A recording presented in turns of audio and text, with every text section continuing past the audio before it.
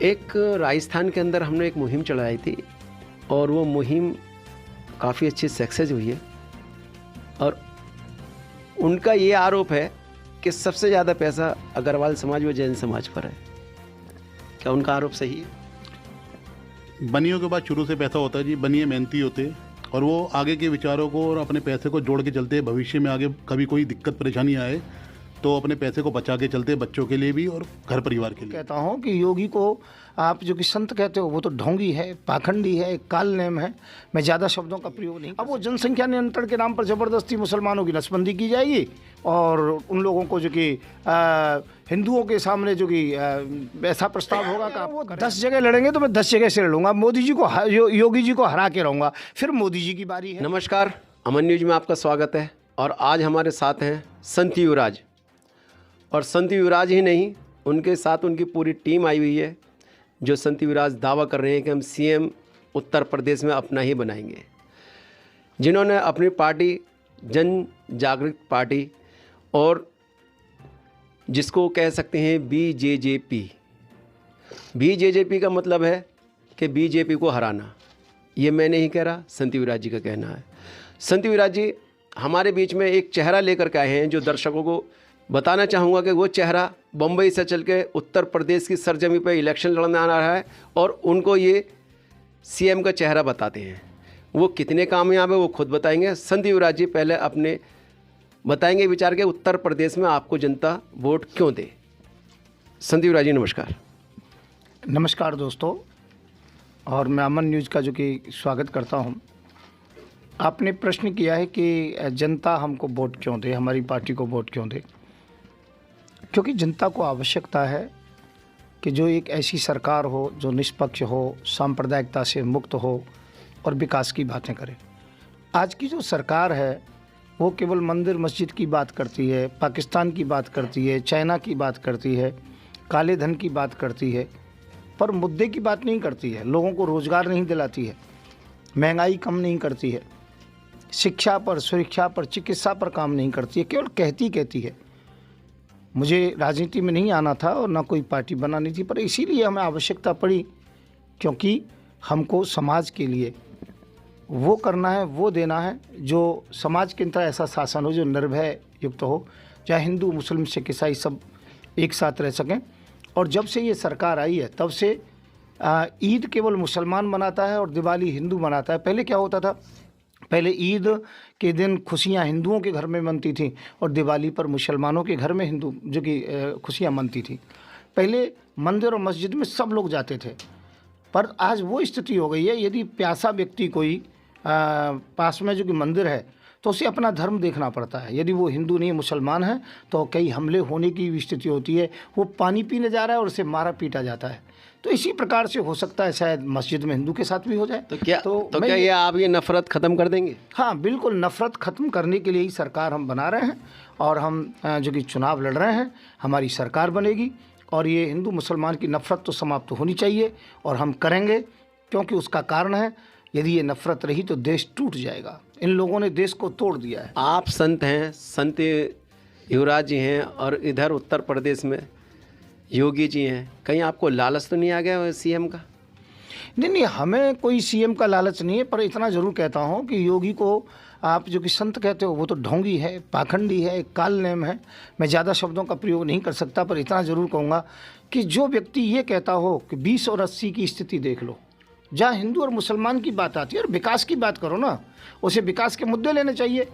कि पहले जब गैस सिलेंडर 300 रुपये का होता, 350 का होता था तो लोग क्या करते थे, पेट्रोल महंगा होता था, क्या करते थे। अब वो पेट्रोल की बात नहीं करते हैं, गैस सिलेंडर की बात नहीं करते, वो महंगाई की बात नहीं करते हैं, वो काले धन की बात नहीं करते हैं, वो कोई भी बात ऐसी नहीं करना चाहते। मुद्दों की शिक्षा पर, सुरक्षा पर, चिकित्सा पर डिबेट नहीं करना चाहते हैं। वो जो कहते थे उस पर नहीं करना चाहते हैं। वो केवल झूठी देशभक्ति, राष्ट्रभक्ति दिखाना चाहते हैं और जनता अब समझ गई है। जैसे कि टीवियों में लगातार देखा जाता है कि योगी जी की कोई भी कानून तोड़ता है, कोई बात होती है, फ़ौरन बुलडोजर फिरवा देते हैं। और उस बुलडोजर से सुनने में आ रहा है कि काफ़ी लोगों पे बुलडोजर फिरवा भी दिया है उन्होंने। ब्राह्मण समाज, मुस्लिम समाज, अन्य समाज इस बात को लेकर विरोध भी किया है। क्या आप उसमें बुलडोजर आप भी ऐसे फिरवाएंगे, आपकी सरकार आएगी, या फिर कोई राहत देंगे?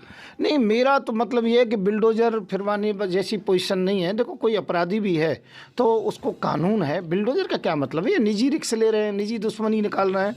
मुसलमानों की कॉलोनियाँ तोड़ दी और लोगों को मारा पीटा।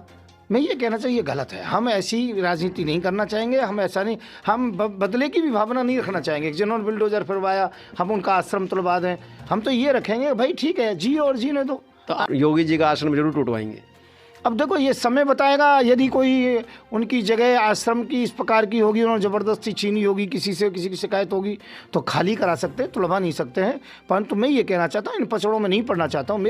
हमारा काम है लोगों को नौकरी दिलाना, बेरोजगारों को रोजगार दिलाना और शिक्षा पर जोर देना, सुरक्षा पर और जो कि चिकित्सा पर, इन सब पर देना, बहन बेटियों की सुरक्षा करना, जो नारी का सम्मान रखना। अब हम एक सबसे बड़ा कानून ये लेके आएंगे कि जैसे ही बच्ची का जन्म होता है किसी बेटी के घर में, तो 1,500 रुपये महीने उसके खाते में जाएंगे, उसके जीवन उसको जो कि पालने पोसने के लिए, बड़ा करने के लिए। और इन्होंने क्या किया है? बेटी बढ़ाओ बेटी पढ़ाओ, ये तो किया। परंतु जो छोटी छोटी बेटियों से जो बलात्कार हुए और जो बीजेपी ने कराए, खासकर में बीजेपी के नेता थे, उसके विषय में 2 शब्द नहीं बोलते हैं। आपने कभी घोषणा अपने प्रचार में की है कि हम जितने भी लोग कैलाश ज्ञान सरोवर जाएंगे उनकी यात्रा मुफ्त कराएंगे, तो आपने हज वालों के लिए क्यों नहीं?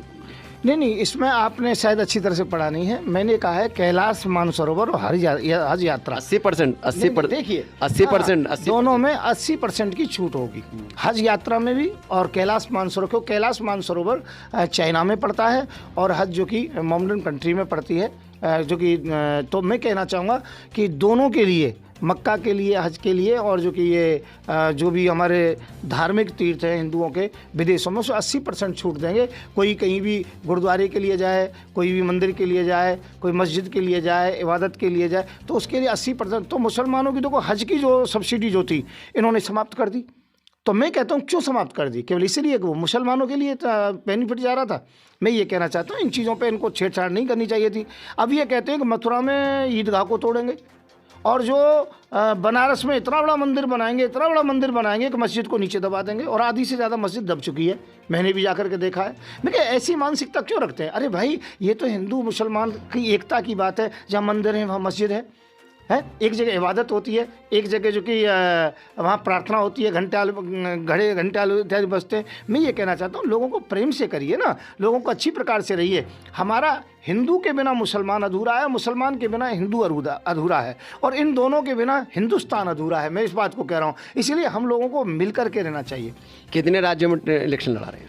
मैं 5 राज्यों में, हम जो कि मणिपुर है, गोवा है, उत्तराखंड है और जो कि पंजाब और उत्तर प्रदेश, इन 5 में लड़ा रहे हैं। और एमसीडी का चुनाव दिल्ली महानगर और मुंबई महानगर में लड़ा रहे हैं। उत्तर प्रदेश के अंदर सीएम का चेहरा आप किसको ला रहे हैं? देखिए, एक बात सीधी सी है। मेरा मतलब ये नहीं है कोई ये सोचे कि जातिगत या धर्म के गत में बात कर रहा हूँ। मैं बिल्कुल सटीक बात कह रहा हूँ कि ब्राह्मण कई बार मुख्यमंत्री बन चुका, और आपको मालूम होगा ठाकुर भी बन चुका, और वैश्य परिवार से बनिया भी बन चुका। आप ये समझिए कि ओबीसी भी बन चुके, एससी भी बन चुके। अब आप खुद ढूंढिए कि आखिरकार वहाँ पर किस जाति या किस धर्म का व्यक्ति जो कि मुख्यमंत्री नहीं बना। तो मैं ये कह रहा हूँ उत्तर प्रदेश में इन सब के बाद में यदि किसी की संख्या आती है तो वो आती है मुस्लिम समुदाय की। तो इसीलिए वहाँ पर अब की बार में जो कि मुस्लिम समुदाय का जो कि सीएम बनना चाहिए, मुख्यमंत्री बनना चाहिए, और उसे मौका मिलना चाहिए। और यदि वो गलत करता है तो उनको भी तुम कह तो सके मुसलमानों के लिए कि भाई तुम्हारे भी सही राज्य नहीं किया, इसीलिए आपको मुख्यमंत्री बनने का मौका नहीं देते। अभी तक सीएम का चेहरा चुना ही नहीं? हाँ, सीएम का चेहरा चुना है, और मैं आपको एक बहुत बड़ा परिचय कराने जा रहा हूँ कि वो बॉम्बे से जो कि अभिनेता श्री शेरा प्रवीण हैं, और वो मुस्लिम संप्रदाय से हैं, जो कि हमने सीएम का जो कि चेहरा चुना गया है, और उनको सीएम बनाएंगे उत्तर प्रदेश के अंतर्गत में। और हम 4 डिप्टी सीएम बनाएंगे, उसमें जो कि ओबीसी होगा, एससी होगा, ब्राह्मण भी होगा, और एक अन्य में से होगा। अर्थात 4 जो कि डिप्टी सीएम होंगे और एक हमारा सीएम होगा। और हमारी जो पार्टी भारतीय जनजागृति पार्टी BJP ही आएगी सत्ता के अंतर्गत। 400 सीट में 403 सीट में आप कितनी सीट ला सकते हैं उत्तर प्रदेश में? अब देखो, लाने का तो सीधा सा है, 250 सीट तो हम लाएंगे ही लाएंगे, उसमें कोई दिक्कत नहीं। सभी सीटों पर चुनाव लड़ाएंगे, हमारी तैयारी पूरी है और हमारी टीम बहुत अच्छी है। देखो, आपको मालूम है यहाँ पर जो कि हमारे प्रदेश अध्यक्ष महोदय जो कि विराजमान हैं, जो कि राकेश सिंह यादव जी, और आप जो कि कैलाश पाल बाबू लेफ्टिनेंट साहब जो कि विराजमान हैं, आप जो कि दीपक अग्रवाल जी हमारे कोषाध्यक्ष विराजमान हैं, CM साहब हैं, मोहब्बत भाई कोषा जो कि उत्तर प्रदेश कोषाध्यक्ष जो कि यहाँ पर विराजमान है। अगला सवाल मेरा,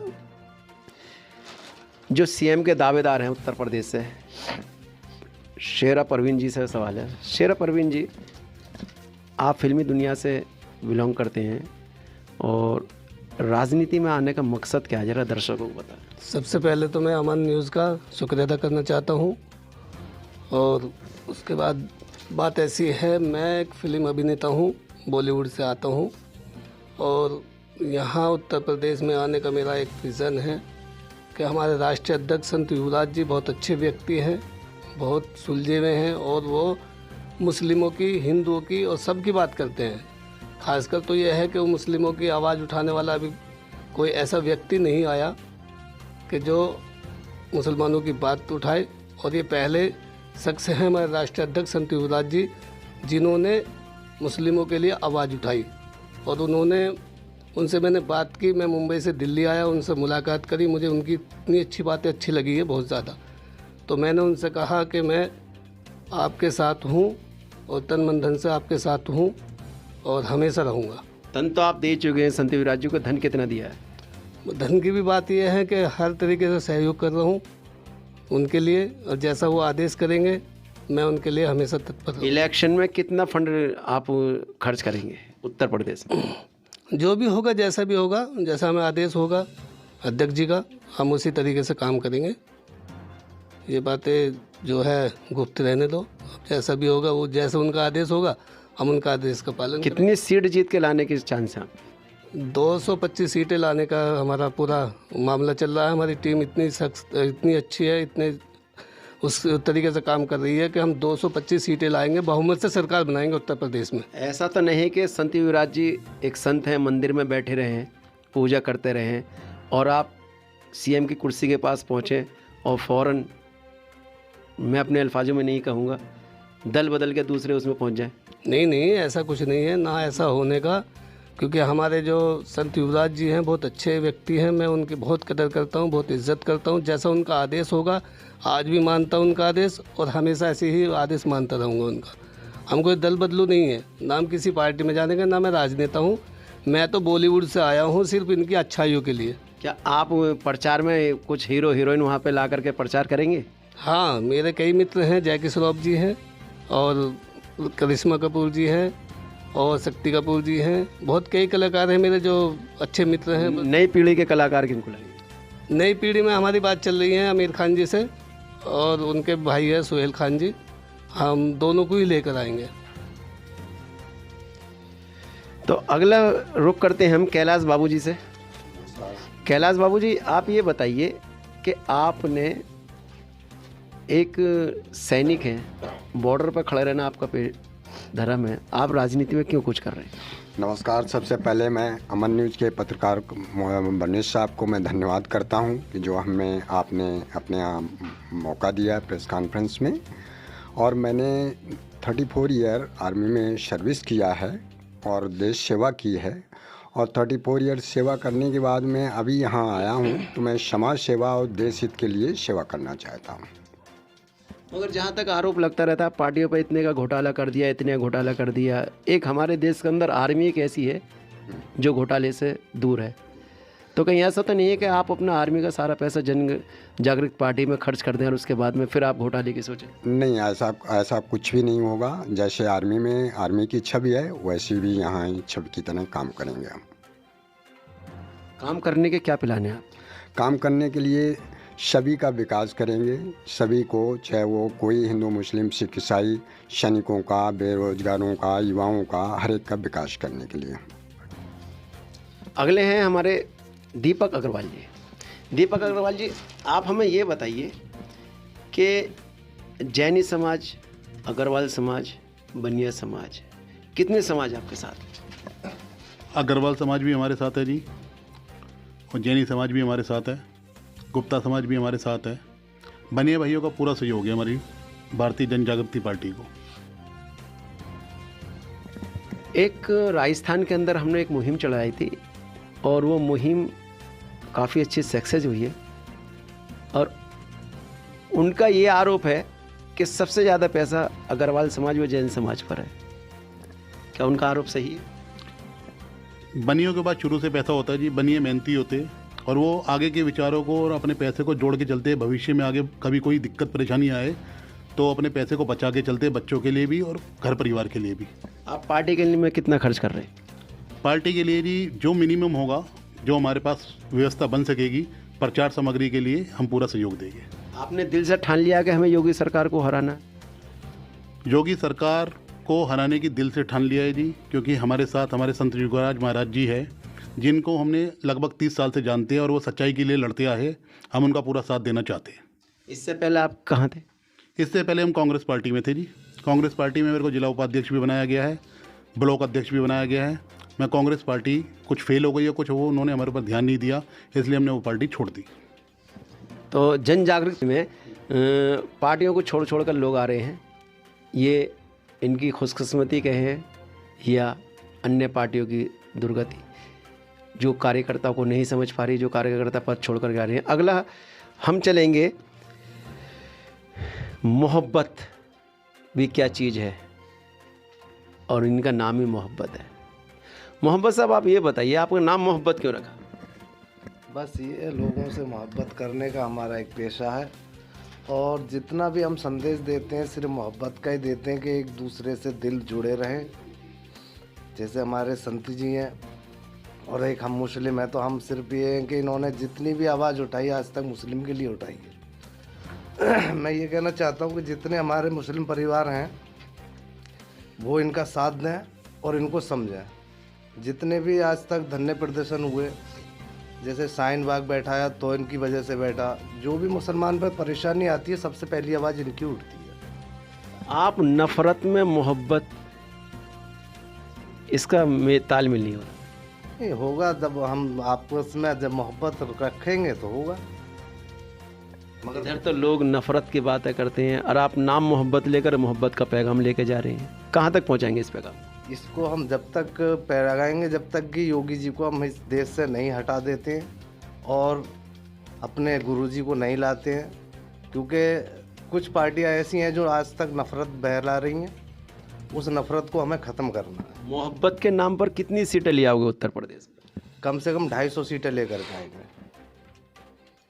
संत युवराज जी ने 225 सीटें बताई हैं, 225, आप 250, तो आप मोहब्बत पे 25 सीटें बढ़ा के लाओगे? बिल्कुल लाएंगे सब।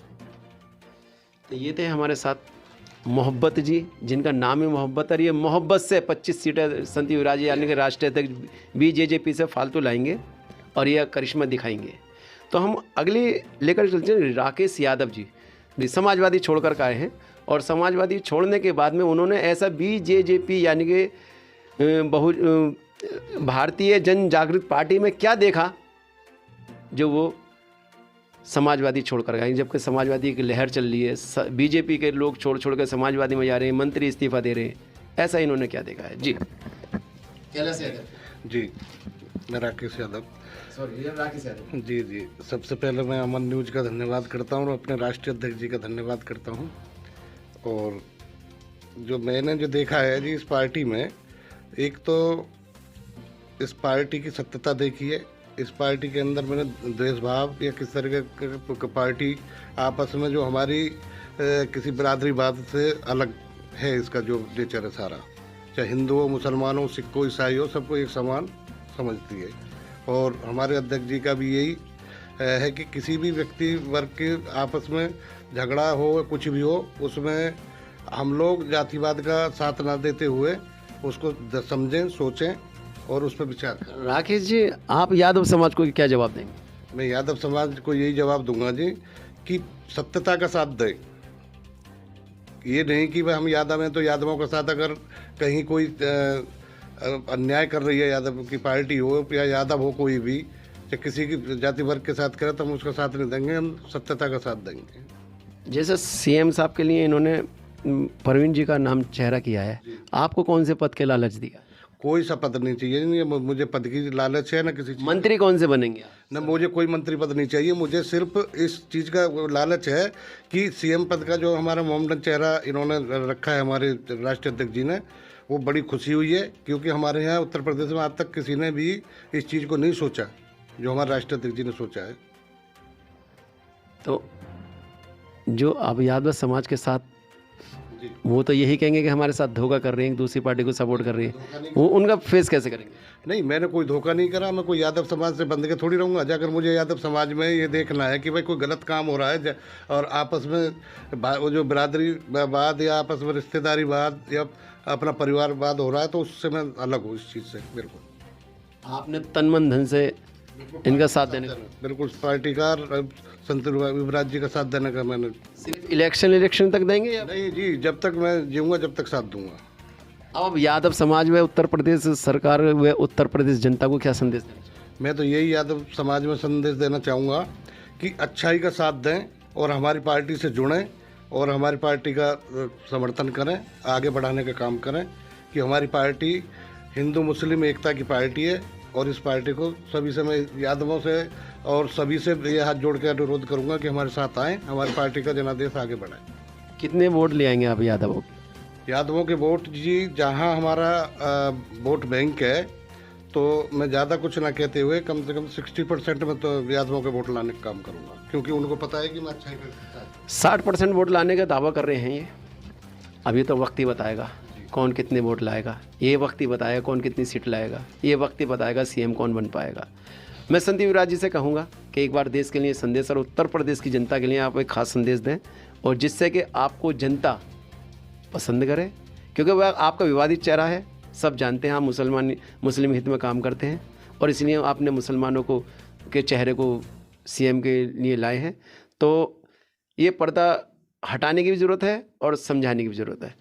तो मैं एक बार बोलूँगा संत युवराज जी से कि एक वो बार संदेश दें और मुसलमानों के जो इन पर आरोप लगते हैं उसको भी सफाई दें।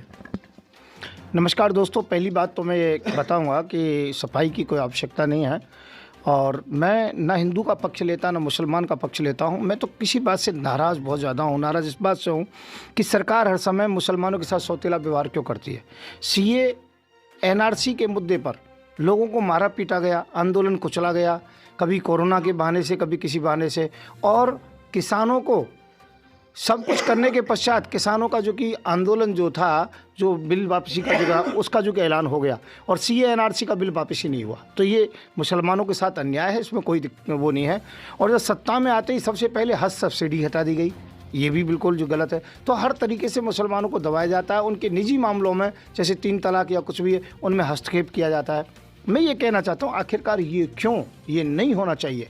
अब वो जनसंख्या नियंत्रण के नाम पर ज़बरदस्ती मुसलमानों की नसबंदी की जाएगी और उन लोगों को जो कि हिंदुओं के सामने जो कि ऐसा प्रस्ताव होगा कि आप करें या ना करें, कागज़ दिखाने के बहाने से मुसलमानों को प्रताड़ित किया जाएगा। तो मैं ये कहना चाहता हूँ, मैं अधर्म जहाँ होता है मैं अधर्म का विरोध करता हूँ और ये देश हिंदू मुस्लिम सिख ईसाई सबका है, यहाँ पर बराबर हिस्सेदारी होनी चाहिए।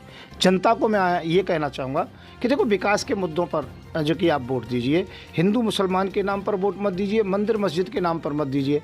मैं कह रहा हूँ मंदिर बना देते हैं तो क्या हमारे युवा कटोरा लेके आगे भीख मांगेंगे? चलो मस्जिद बना देते हैं मुसलमानों को खुश करने के लिए, कोई दूसरा नेता है तो क्या मंदिर जो उसके सामने क्या करोगे? क्या वहाँ पर भी भीख मांगोगे, खैरात मांगोगे? मैं ये कहना चाहता हूँ मंदिर मस्जिद नहीं, 370 हटी, कागज़ों में हटी केवल।